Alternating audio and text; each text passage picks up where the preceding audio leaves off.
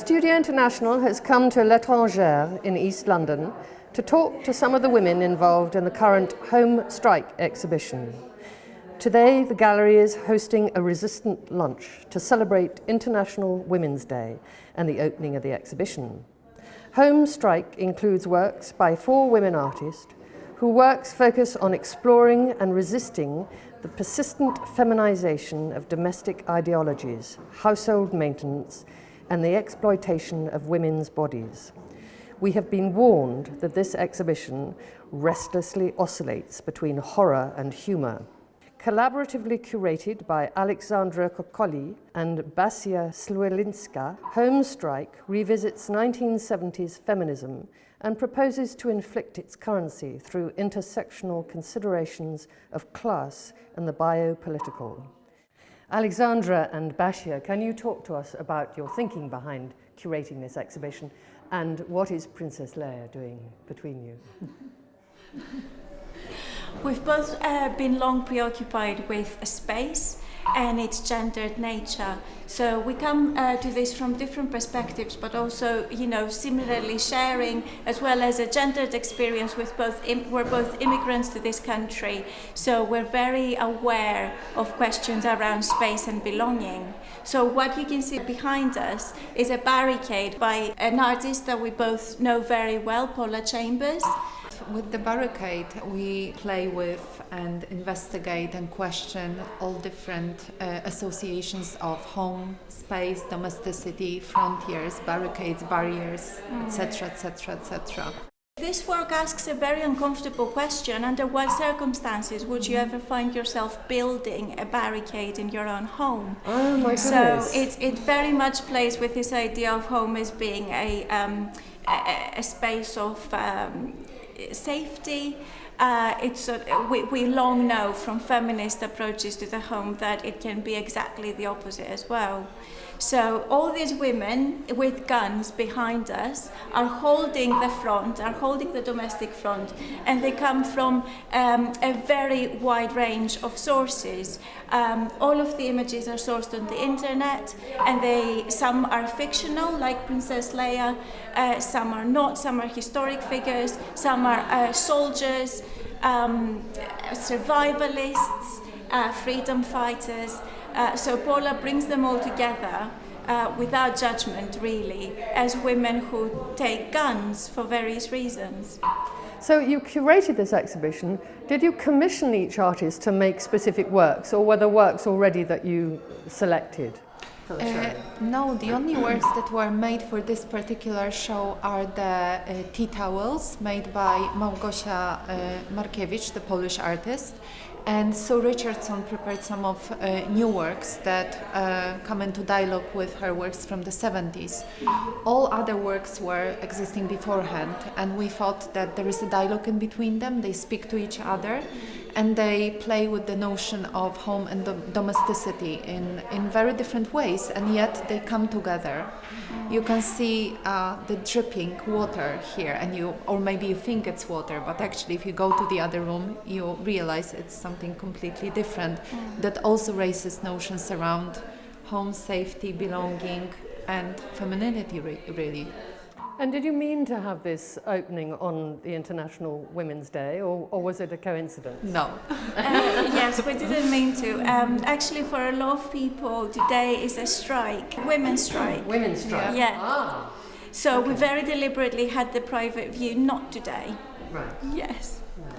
And that brings me to a question I was going to ask, which is how does the concept of this subverting the idea of home relate to the Me Too, Never Again movements that are very current at the moment?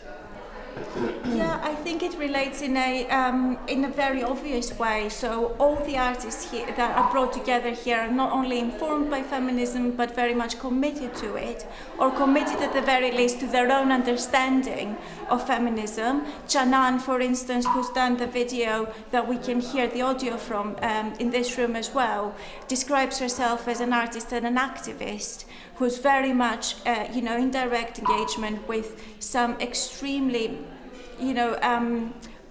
backlash developments in Turkey against women's rights.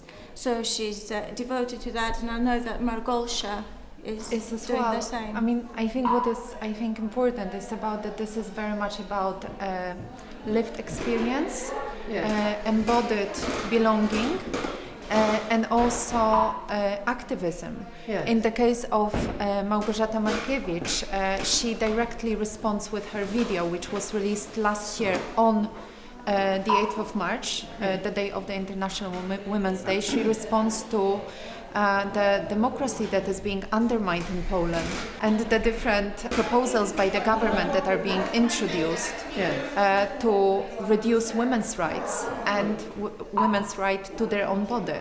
There's a very interesting text that you've written to accompany this exhibition, and in it you talk about how resistance begins at home.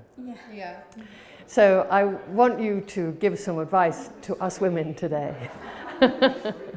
How would you begin resisting at home? Goodness, I don't think I'm qualified, to be honest, but I think striking might be a good thing to do today. Striking in the home, or?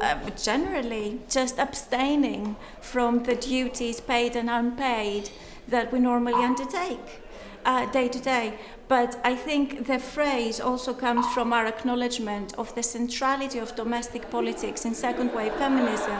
And the argument we're trying to make through this show is that this is not a historic issue. It's very much current as well. Right.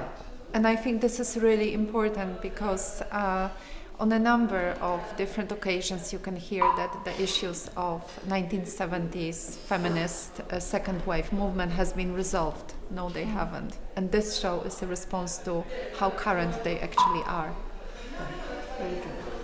Can you talk to us about how the work in this exhibition relates to the work that was made in the 1970s? I think there was that series of postal works. Can you talk to us about that? So the exhibition brings together works from the mid-70s, works that span 4 decades.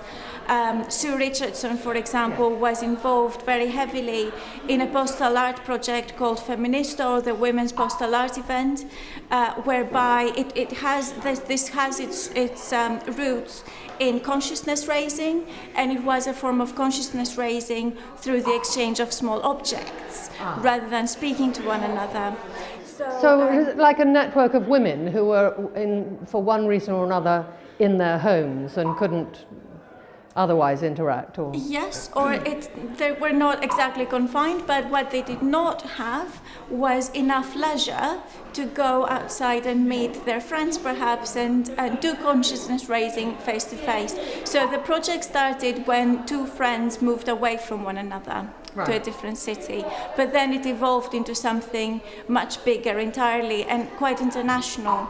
So we're showing some of Sue's work that she made for that project, and then its follow-up, Phoenix with an F, of course, F-E. And I think what the show does, or we aspire that it does, is that it shows the currency of Sue's work even from that time. Okay, thank you. Thank you.